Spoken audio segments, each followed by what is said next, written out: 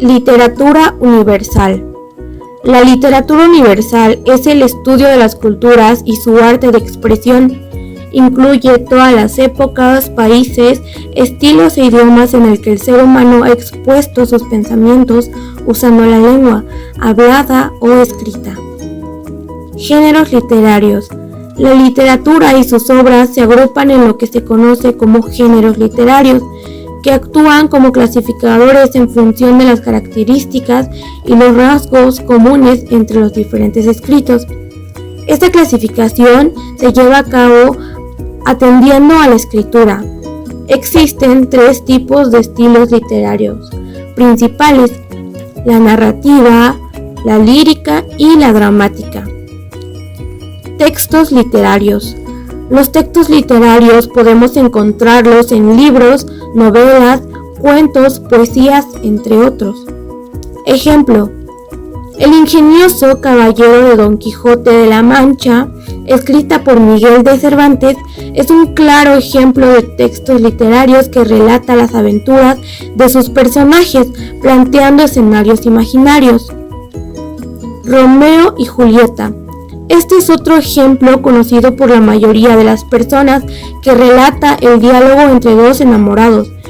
Es una obra literaria de William Shakespeare. El laberinto de Fauno, escrita por Guillermo de Toro Gómez. Este es un libro lleno de aventuras y relatos también considerados como una obra literaria.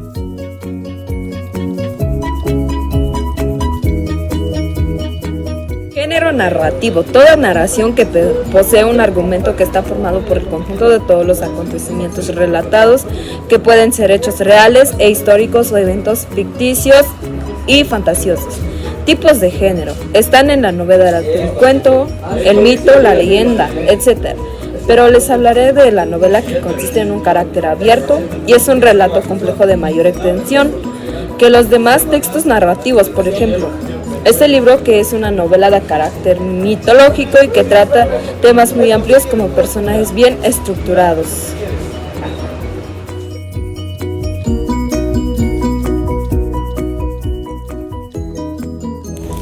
Estilos de aprendizaje. ¿Qué es un estilo de aprendizaje? Consiste en una serie de características personales con las que las personas nacen y que se va desarrollando conforme va creciendo. Tenemos 3 grandes sistemas para representar mentalmente la información: el sistema de representación visual, el auditivo y el kinestésico. Cada persona aprende de formas diferentes, por lo que es muy importante que instituciones educativas de todos los niveles tomen nota de cómo pueden explotar distintos estilos de aprendizaje en beneficio a los alumnos. El sistema de representación visual tiende a ser el sistema de representación dominante en la mayoría de las personas.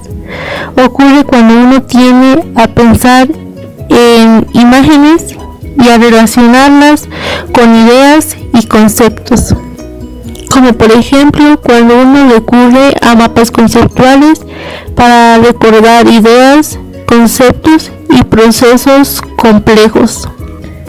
El siguiente punto es el sistema de representación auditivo, donde las personas que son más auditivas tienden a recordar mejor la información siguiendo y rememorizando una explicación oral. Este sistema no permite abstraer o relacionar conceptos con la misma facilidad que la visual, pero resulta fundamental para el aprendizaje de cosas como la música y los idiomas. Y el tercero es el sistema de representación kinestésico. Se trata del aprendizaje relacionado a nuestras sensaciones y movimientos. En otras palabras, es lo que ocurre cuando aprendemos más fácilmente al movernos y al tocar las cosas. Como cuando caminamos al recitar información o hacemos un experimento manipulando instrumentos.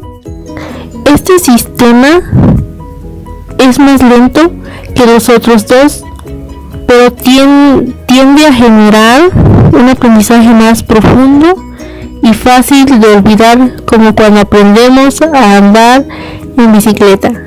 Inteligencias múltiples. Las inteligencias múltiples propuestas por Howard Gardner son el reconocimiento de la diversidad de habilidades y capacidades.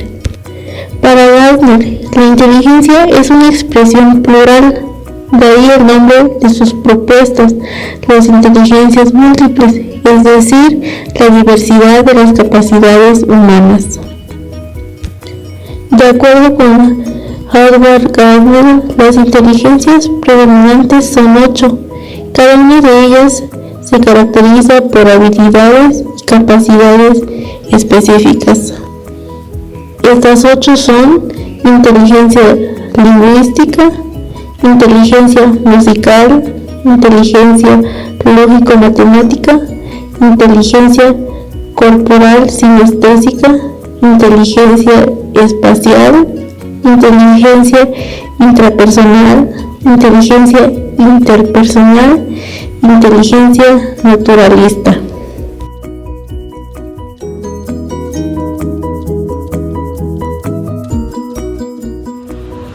¿Qué es didáctica?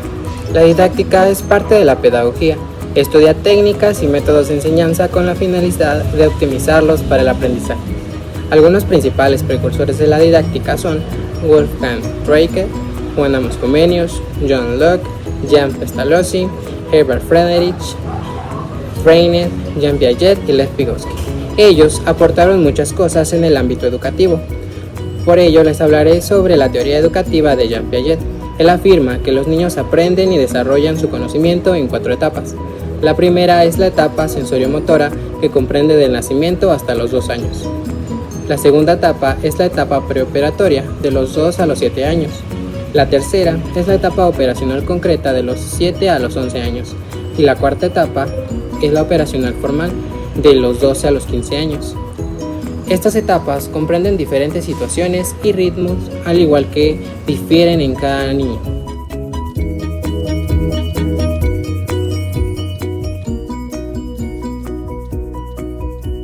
El cuadro comparativo nos ayuda y permite organizar la información de acuerdo a las diferencias entre los conceptos que se trata y está dividido en columnas para así facilitar las similitudes y las características.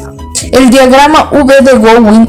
Este diagrama es un esquema de forma de V donde se puede presentar una investigación, y esto no solo a la evaluación de los conocimientos adquiridos de los reportes, sino también que es una herramienta de aprendizaje que ayuda a aprender, es decir, que favorece el aprendizaje significativo. Esta sirve para los estudiantes y para los docentes, es decir, que los estudiantes pueden plantear cualquier tema de investigación y los maestros evaluar la capacidad del conocimiento adquirido. El cuadro sinóptico se utiliza para reclutar la información más relevante de un texto, tanto para organizar las ideas y facilitar el estudio de ellas. Al igual que el mapa cognitivo, sirve para facilitar de forma visual el resumen y así organiza y representa la información para retener mejor la comprensión de un tema. La expresión grecolatino hace referencia a cuando estamos hablando de la literatura y producciones literarias desarrolladas durante la antigua Grecia, en cualquiera de sus 2 ciudades o fases, y en la época de la antigua Roma, ya sea cuando fue una república como tal o en su época o periodo imperial. Solían contener relatos de guerras o aventuras que evocaban a mitos y relatos heroicos de la cultura, y que esto mismo forma parte de la poesía lírica. Se llama literatura grecolatina porque se originó y se desarrolló durante el territorio de la antigua Roma y Grecia. Las literaturas y artes que se formaron durante esa época se conocen hoy en día y se pueden ver reflejadas ahorita, por ejemplo, en las formas de gobiernos actuales que tenemos.